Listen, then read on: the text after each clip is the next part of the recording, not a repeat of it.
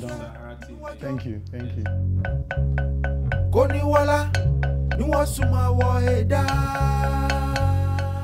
I came here as part of my book tour. So since last time I was on, I've been to, so we had the launch in Lagos, and then I moved on to Abuja and had a few readings, and then moved on to London, had 2 events, moved on to Paris, so I came to New York for some events. But that was about a week ago, and then I'm taking a break so that I don't die. And then I'm back to London to wrap up with about 3 events over this coming weekend, and then I'm back to Lagos.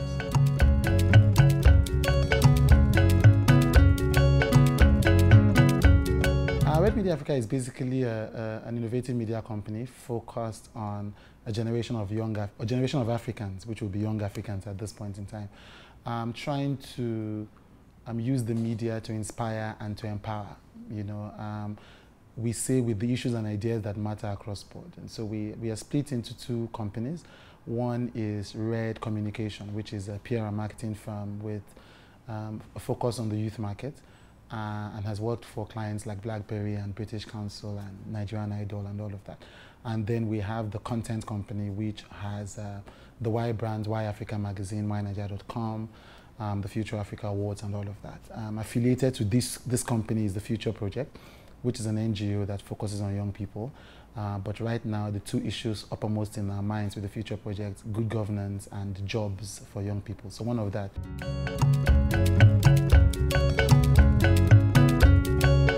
Are we the turning point generation? That's the title of the book, yes. Interesting.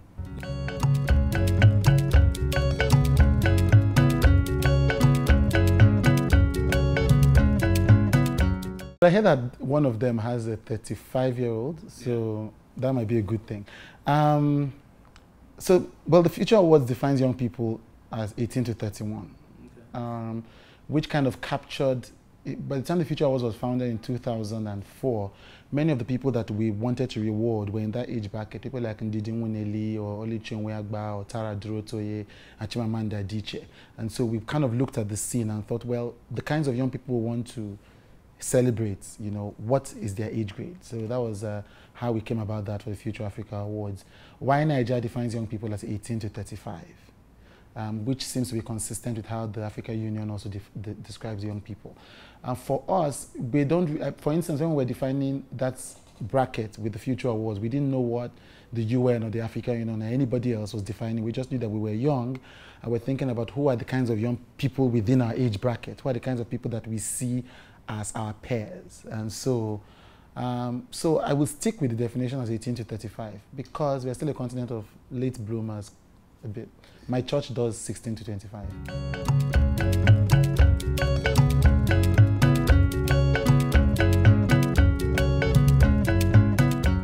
Yes. Well, from the beginning, many of our board members were all, well, our board members, board of trustees and all of that were above the age. But then the Central Working Committee was within the age, yes. What we've done is we never envisaged this problem because, you know, when you're starting off something, you think long term, but you don't think too long term. You focus on building in the short term. So we didn't particularly have a plan for when we get older at the time. But as we've evolved, we've realized that challenge has to happen, especially if the world is getting younger. If young people are doing things at a much younger age, you need to begin to revise, you know, your corporate governance structures. So part of what we've done is the Central Working Committee of the Future Awards is now much younger. We have young people between 18 and 24, you know, populating that committee. Myself, I'm no longer part of the Central Working Committee. Adebola is no longer, even though he's 29, so, you know, so he's still within that bracket. But we are conscious of the evolution of the brand and the imperative to keep being as young and as fresh as possible. And so we have people like Bukola and Onyinye and all of these other people who are within that 25 to 18 age bracket who are kind of running things now.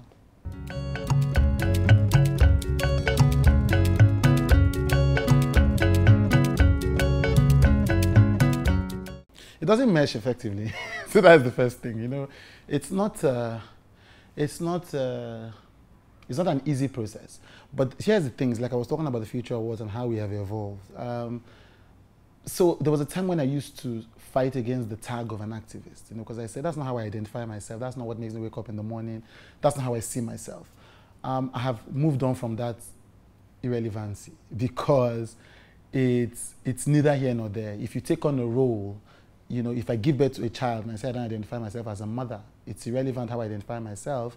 If I have responsibility for a child, then I'm a mother. So I find that, for instance, last weekend or last Sunday, I stepped out for the Pride parade. And so I just tweeted. It was an innocent tweet. I wasn't thinking deeply about it. I'm so glad to be part of the parade. I think that I'm happy for a country that allows its people to live in peace. And I was receiving emails. You're not an activist. When I was tweeting that, I didn't think I was I didn't wake up and say, oh, now gay rights activists tweet about gay rights. I just thought there's a great parade going on. People are happy and joyful. Tweet about it. But that's part of my personality. When I feel strongly about something, I talk about it, I work on it. So that the way the world has put people in boxes for good reason, that fits into the box of activists. But then when I wake up every morning, what I do is I'm an entrepreneur. That's what gives me my income. That's what our 52 staff are employed to do and all of that. There's no one who is employed to fight on issues. And so what has happened is that I have come to peace with it, and I am doing the things that I'm passionate about. So I'm passionate about running a media business, but I'm also passionate about driving issues that concern me and young people and minority rights. So sometimes they come in conflict, sometimes they work hand in hand, sometimes, you are not sure where the line is, but then it's all done with actual passion for those issues. So I take the knocks and the kudos when they come.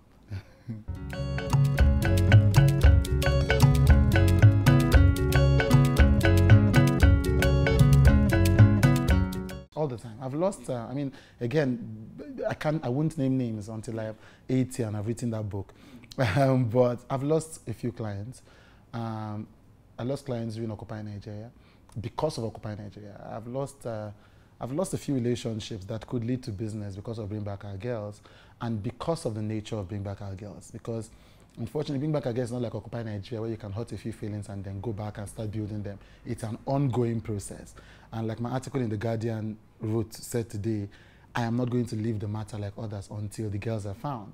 Therefore, as a business person, it's not even touch and go activism. It is constantly I am pitched against some of the people with whom I have relationships because I believe differently from them on this issue. I would rather not pay that price, but it's the way of the world. Look, sometimes people think that, you cannot stand for something and not pay a price for it. So I can't lament. I don't even blame them. If I'm an entrepreneur and you feel like the stance I've taken is against your interest, I would not begrudge your taking business away from me. It is a legitimate reaction if you feel you cannot trust me, So I have taken it upon myself to pay this price, sis. So I don't really think about it too deeply. Again, some of it has advantages. For instance, I'm doing a book reading and people are hosting me across the world, so to speak. It's because of the work they've seen me do with some of these issues. So I'd be a hypocrite to complain about the disadvantages and disregard the advantages. It's the way of the world. That's the path I've chosen. So.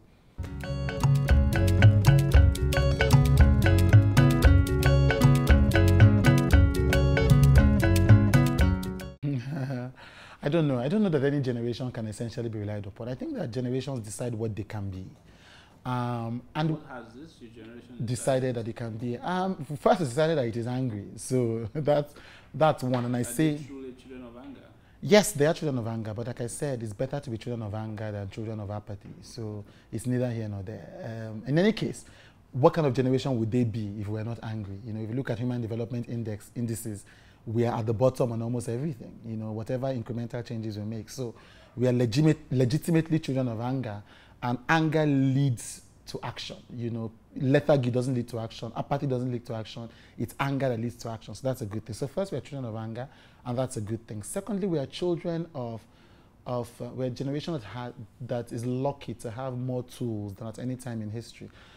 In terms of the tools of collaboration, the tools of getting out numbers, and the tools of sharing information across boundaries. So those are two advantages that play to our strength. The problem is now, will we be able to divorce ourselves from the weaknesses of the Nigerian system enough to take advantage of these two things? You know, will we be angry enough and then we see money that we haven't seen before and still keep the anger going? You know, will we be strategic enough to be able to connect our activism or our advocacy with these tools in an effective way, rather than just make noise, get 100 people together and then move on?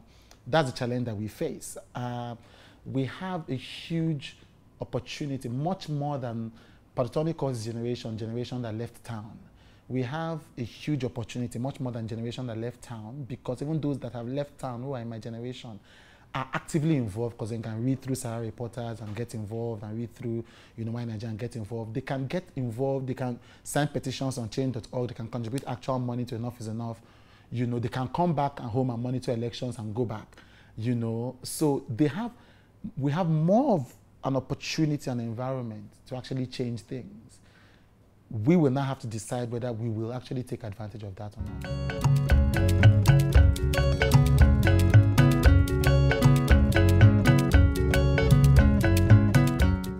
Yes, so is the anger enough for us to disconnect ourselves from the system? The problem, and I am part of that problem, is that many of us have become entangled with that system, you know, for legitimate reasons. I don't see a lot of young people who are, I don't have peers who are stealing money or defrauding the government or part of oil corruption. But in terms of mentors, associations, relationships, we have become a big part of the system. And so when that unfortunately happens, it becomes difficult to fight that system to a standstill. You know, you begin to negotiate with the system. And that's the fundamental reason, the fundamental weakness that we have, that has ensured that we don't have a revolution. Now, there is the flip side. We can negotiate ourselves out of the logjam. You know, it just will take a longer process, and victory is not certain. You know, so that's the reason why we've not gotten that revolution. Too many of us are too entangled in the system as it is, that we can't fight it to a standstill. We fight it to it's just like Occupy Nigeria. So, you know, I wrote in my book, I cannot imagine the people of Egypt or Tunisia coming out for a protest and saying they are going home to rest for the weekend and coming back in the morning. At that point, we just declared that we have given in, you know. And of course, by the time we left that lacuna, the government put armored tanks in that space. So that's the kind of negotiation that we do, you know. We have not yet reached that point of boiling anger where we sustain an activity until we break through. Bring Back Our Girls is an example of that. We are trying to test our democratic arms and see. I hope that if we achieve victory through this, then people are inspired to stay on a problem until they find a solution.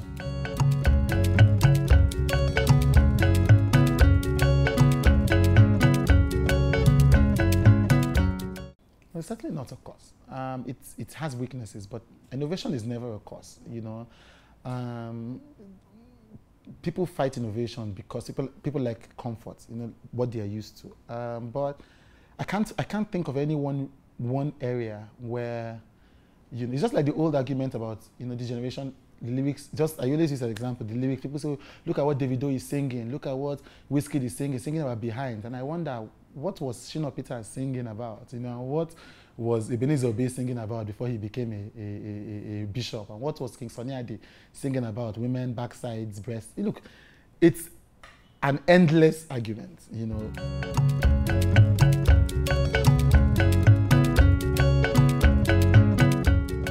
It's a constant challenge. It has been here since the beginning of man. You know, people have always tried to copy things that they are attracted to. You know, I don't think it's a useful debate. I think that innovation is a positive thing, and that the more we can find tools to make processes easier, the more we grab them. And we've seen it in things like budget, and things like, you know, mobilizing for protests, and things like Iroko TV, and things like, again, Sahara Reporters, and things like all of these things. Innovation has constantly made the world a better place.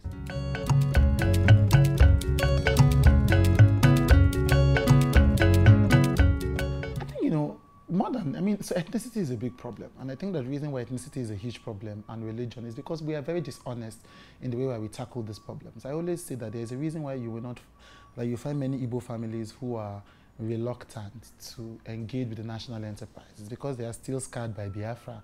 No matter how many times Governor Fashola says that his generation has moved on, if you have grown in an Igbo family or in a Middle Eastern family like mine, you would have heard your family tell, look, you better don't be careful about these Yoruba people and these Hausa people. Look, it is a fact of life when you grow. But then when we are talking about these issues, we become so hypocritical, almost like we want to ignore our own reality, so we don't engage with it honestly. It's the same thing as religion. Look, Boko Haram is primarily a religion-fueled organization. It doesn't mean that Islam is a negative, is a violent religion. Of course it is not, but Boko Haram gets its fuel by a certain misinterpretation of the values of Islam. The more we keep discussing Boko Haram as if it was not a religious, the more we keep denying that there are more Christians,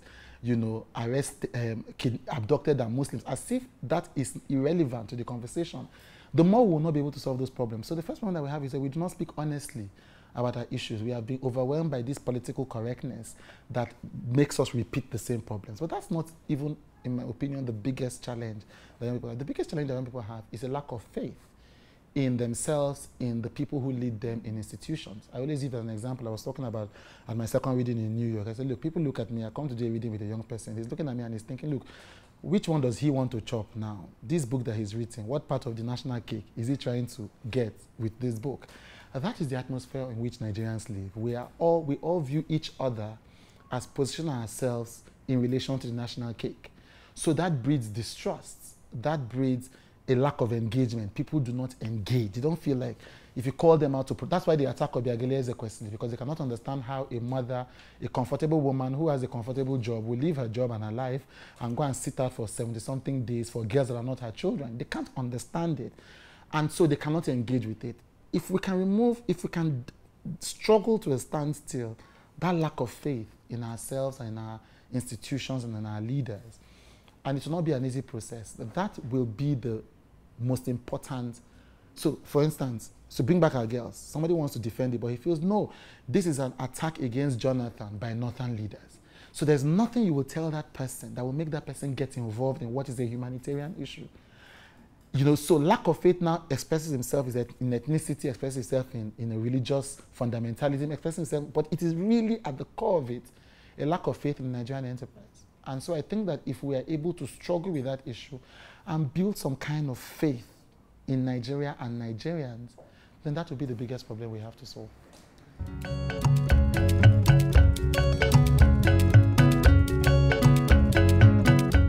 Well, again, I tend not to speak a lot about conversations that I have in private, but I wasn't eager to get involved in the national conference process. And that's not an indictment on those who have gotten involved in the process. I just, for personal reasons, do not envisage it as a very productive endeavor. Yes.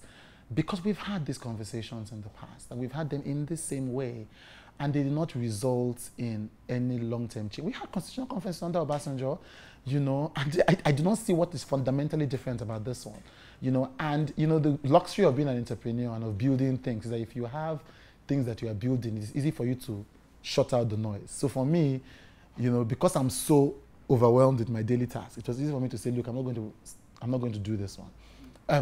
And again, that's not to say I was invited or anything. But, and again, you look at the recommendations coming out from that conference. People are saying they want to change the name of Nigeria to Irengi. People want to create 18 more states. It's just a fundamentally, the reports we are getting speak to a fundamental shallowness that have afflicted previous conferences that we've had. I'm not very hopeful as to the outcomes of this conference.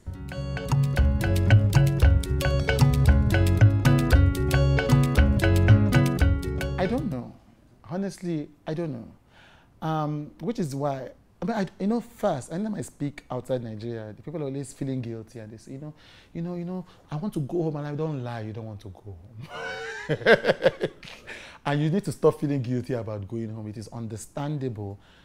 If your country doesn't allow you to achieve your full potential, you have a responsibility to leave and go and achieve your full potential so that you are able to perform at full capacity to help your country. So, I completely understand why people leave. What I don't understand is why I stay and why we stay. On my blog last year in April, as I was going back to Nigeria, I put a blog to say, why am I excited about going home? There's a very high risk of dying in an air crash or being killed, beaten by police, in Yanopaja, or bombed at a plaza in Abuja, nobody knows, or bombed in a car in Apapa, and have governments begin to debate whether it was a bomb or it was an explosion. So why do we stay? Honestly, I don't know. Honestly, I just think that when I think about it, because I'm also a religious person and a spiritual person, and I think about it, I think that it is a conviction that if God put us in a particular location, then he must have a reason for it. It's not, which is an admission that is not a logical decision, because, when we start to talk about God, deliberately, we are not being logical, and so that's what it is, it's what it is. I mean, we incorporated a company in the UK last year, and it took all of 1 week. Well, it took all of 3 days, I got my bank account, I thought to myself, wow, so if I decided to find my way to this country, I walked into Chase Bank, I had my account open in 30 minutes with, with credit card, checkbook, everything. And I'm thinking, just imagine if I had to deploy my entrepreneurial skills in an environment where everything is just ready for me to take advantage of. But it still doesn't make it attractive for me to leave Nigeria. So, and it's not a logical process. I can't explain it to you, I'm sorry. it just appears to be the right thing to do.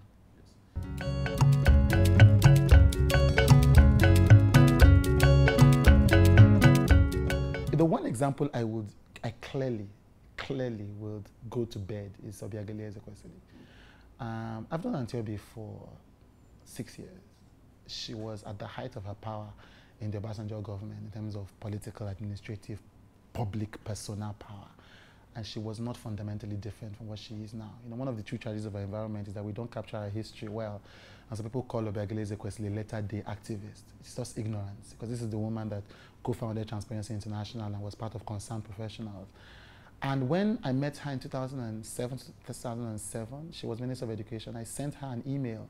I was a production assistant on New Dawn with Fumi on that at the time.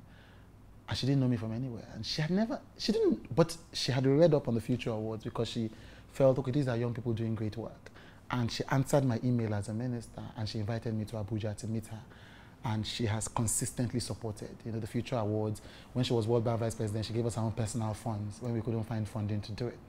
When she was Vice President of World Bank and we founded an office in North Nigeria, she couldn't get involved, because of her position at the time, but she funded an office in North Nigeria with her funds. That was the time when we were on the streets demanding for President Goodluck Jonathan to be sworn in as acting president, how time flies.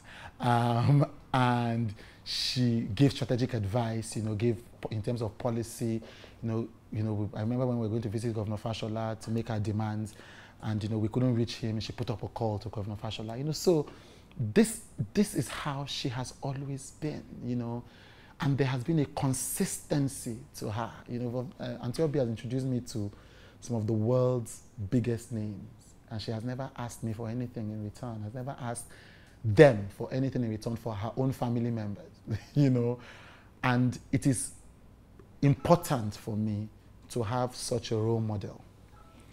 Now, that's on a personal level. On an institutional level, we saw what she did with procurement in the due process office. We saw what she did with extractive industries, and we saw what she did with education. Even though she had a short time, she went right to the root of the problems in that industry.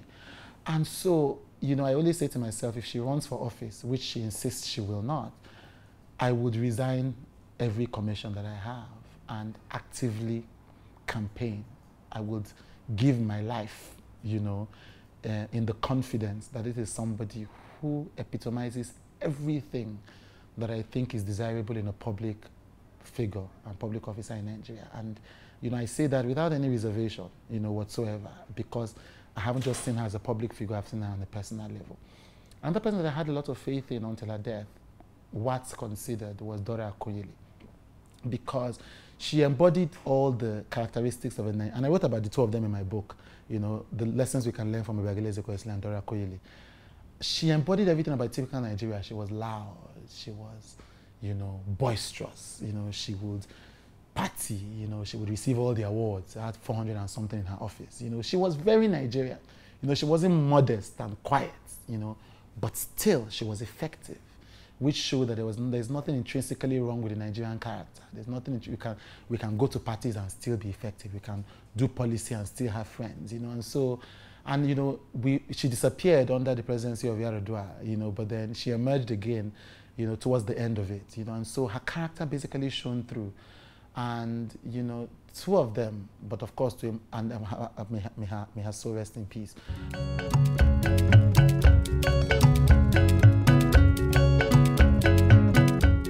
None. I mean, I have a lot of respect for President Obasanjo, for him, in terms of him being a visionary person. He just, unfortunately, has so many weaknesses that have constantly obscured his vision. When you go back, you don't go near his farm.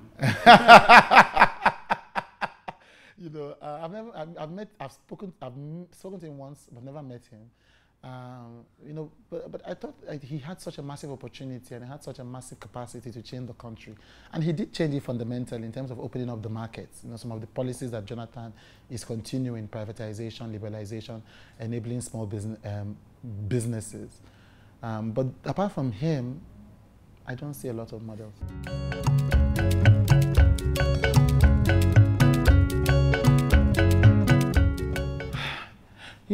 I'm very reluctant to speak about President Jonathan because, Are you afraid of getting picked up when you get out to the airport? Picked up is the least of the problems. I mean, look, some of these things, so being picked up is not a problem in our democracy now. In fact, that's one of the advantages, that's one of the good sides of Jonathan. You want to talk about his two positive sides. One is allowing elections to be free and fair, largely. Two is, look, since we got this president in, we've not had cases of assassinations, people have not been incarcerated to death and all of that. That's positive. So I go home. The worst that will happen if I go home and I'm incarcerated is that my Twitter following will increase. So that's not a risk, The real risk is to my business, and to the village. So that's not, being incarcerated is not the problem. The problem is that this government has now had such a hostage mentality where they feel like every criticism, every correction is an attack.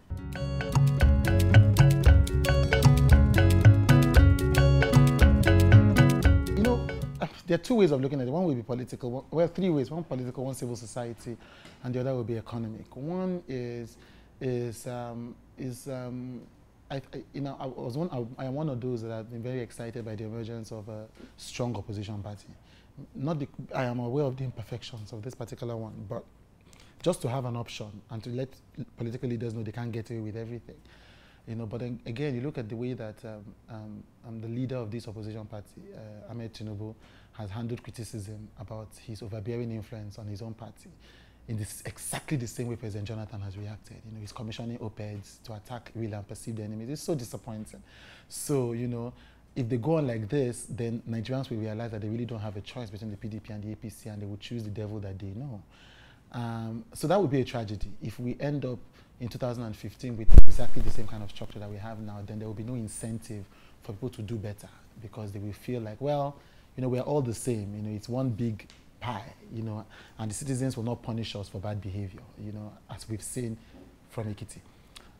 So that's on the one hand. And so it would be a tragedy if politicians don't feel put under pressure, in the coming year. That's one. Whether PDP or APC, I really don't care.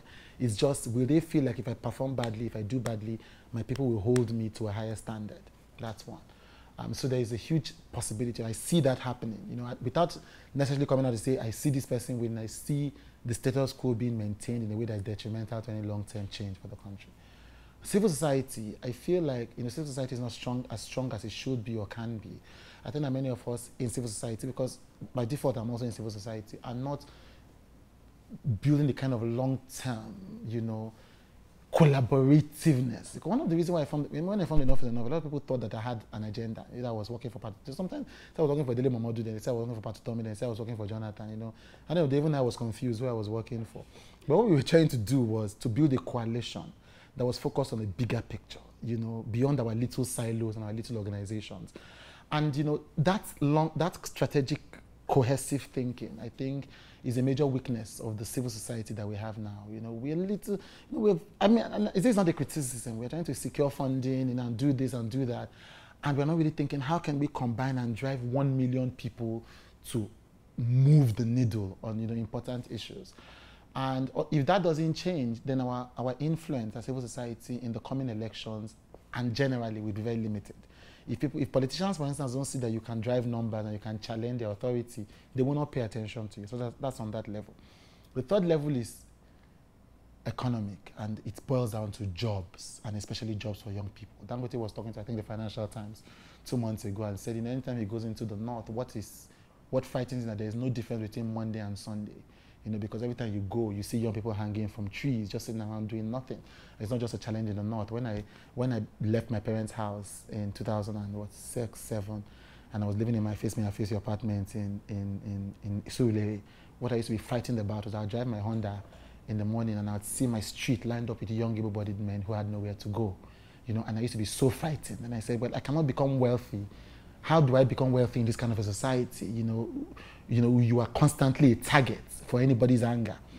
And one of the huge failures of our system is that the economic elite don't understand how urgent, beyond cliches, that is. Unfortunately, if the government keeps lying that it is creating jobs that it is not creating, they will, you go down, maybe walk across New York, and then you see a big construction project, and you say, okay, 1,500 jobs will be created. In Nigeria, when that same project is inaugurated, they will say 100,000 jobs will be created. It's ridiculous. So the government is not serious-mindedly engaging the problem of jobs. And this is what I was talking about 8 years ago. It's worse now. We have a human resources that are ill-equipped to take on challenges of a knowledge economy. We have government sectors that are over-bloated so that they are unable to even, the people that they are not even structured, if they are structured properly, there are enough public sector jobs to at least significantly solve the problem by a quarter, and then the 1% is getting richer, so that the engine of the economy should be SMEs. If you go to Lagos State, they are being killed by four-pool taxation, and I'm taxed in Lagos State, so I know what I'm talking about. And you find Governor Fashola's aides constantly, instead of solving the problem, they keep pushing back on chambers of commerce that are complaining about this problem. On a national level, there is no serious-minded policies that support small businesses beyond announcement of slush funds and interventions that I, as a business person, as a serious-minded business person employing over 50 people, I haven't seen. And so we have a network of small businesses that are not being supported to expand and grow. Therefore, the whole talk of the middle class is a joke, because if small businesses are not supported to create income and to empower their employees to have more income, then the economy cannot expand. What happens is that it keeps seemingly growing at the top, but it's growing into the 1%. The millionaires are getting more millions on that level, and they're basically not creating anything because, the oil industry doesn't multiply wealth. It concentrates wealth. It doesn't create jobs necessarily. It reduces jobs. The banking sector doesn't necessarily, at the core of it, create that many jobs. It multiplies wealth. And so we need the textile industries, the creative industries, the tech industry, and all these other industries that multiply jobs to be working at optimum. And they cannot work if all they depend upon is funding from New York and London. So, unfortunately, I do not see any governmental seriousness towards solving that problem. Final question.